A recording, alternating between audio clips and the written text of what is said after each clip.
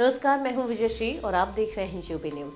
Indigo airlines का संकट अब खत्म होता हुआ नजर आ रहा है। एक सप्ताह पहले जहां इंडिगो की उड़ानें 700 के आसपास रह गई थी, वहीं रविवार को यह संख्या बढ़कर 1500 से ज्यादा दर्ज की गई। यानी देश की सबसे बड़ी विमान कंपनी अब सामान्य रफ्तार पकड़ रही है और एयर सर्विस धीरे धीरे वापस पटरी पर लौट रही है। केंद्रीय नागरिक उड्डयन मंत्रालय ने भी स्पष्ट किया है कि पूरे देश में हवाई सेवाएं अब सामान्य हो रही हैं। इंडिगो की उड़ानें 706 से बढ़कर 1565 हो गई और अनुमान है कि आज के अंत तक ये संख्या 1650 तक पहुंच सकती है। अन्य एयरलाइंस भी पूरी क्षमता के साथ उड़ानें भर रही हैं। संकट के दौरान यात्रा रद्द होने के बाद नागरिक विमानन मंत्रालय ने एक और राहत भरी जानकारी दी है। अब तक यात्रियों को करीब 610 करोड़ रुपए के रिफंड प्रोसेस किए जा चुके हैं। इसके साथ ही 3000 यात्रियों के मिसिंग बैग्स भी वापस पहुंचाए गए हैं।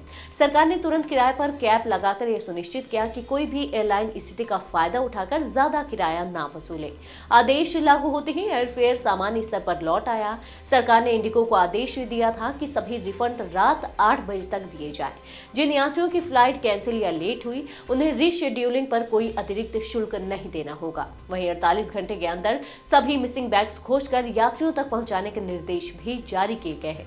दिल्ली, मुंबई और बेंगलुरु जैसे बड़े एयरपोर्ट्स पर स्थितियां बेहतर हो चुके हैं। चेक इन और सिक्योरिटी प्रक्रिया सामान्य तरीके से चल रही है। नागरिक उड्डयन मंत्रालय का 24/7 कंट्रोल रूम भी एक्टिव है और यात्रियों की शिकायतों पर तुरंत प्रतिक्रिया दी जा रही है। ग्राउंड टीम्स लगातार फ्लाइट प्लानिंग और क्रू मैनेजमेंट पर नजर बनाए हुए हैं। इंडिगो संकट के बाद कई एयरलाइंस ने किराया बढ़ा दिया था और लगातार उड़ानें रद्द होने और सीटों की कमी के कारण कुछ रूट्स पर टिकट 80,000 से 90,000 रुपए तक पहुंच गए थे। इसी को देखते हुए सरकार ने बड़ी कार्रवाई करते हुए दूरी के आधार पर किराए की अधिकतम सीमा तय कर दी। 0 से 500 किलोमीटर तक के रूट का किराया 7500 रुपए से ज्यादा नहीं होगा। 500 से 1000 किलोमीटर तक का किराया 12,000 रुपए तक किया गया है। 1000 से 1500 किलोमीटर के लिए 15,000 रुपए और इससे लंबी दूरी की उड़ानों के लिए अधिकतम किराया 18,000 रुपए निर्धारित किया गया है। ये नियम सभी बुकिंग प्लेटफॉर्म पर लागू होंगे और उल्लंघन करने पर कार्रवाई की जाएगी। अगले 3 दिनों में मुंबई दिल्ली का सबसे सस्ता टिकट अब लगभग 6100 रुपए मिलता है, जो पहले 48,000 तक पहुंच गया था। इसी तरह दिल्ली बेंगलुरु का किराया 6,363 रुपए से शुरू हो रहा है, जबकि पहले यही टिकट 35,000 तक बिक रहा था। दिल्ली कोलकाता और दिल्ली चंडीगढ़ रूट पर भी किराया अब सामान्य हो रहा है। 2 दिसंबर से शुरू हुए इस संकट ने 2 लाख से ज्यादा यात्रियों को प्रभावित किया, लेकिन अब सरकार की सख्ती के बाद स्थिति सुधरनी शुरू हुई है।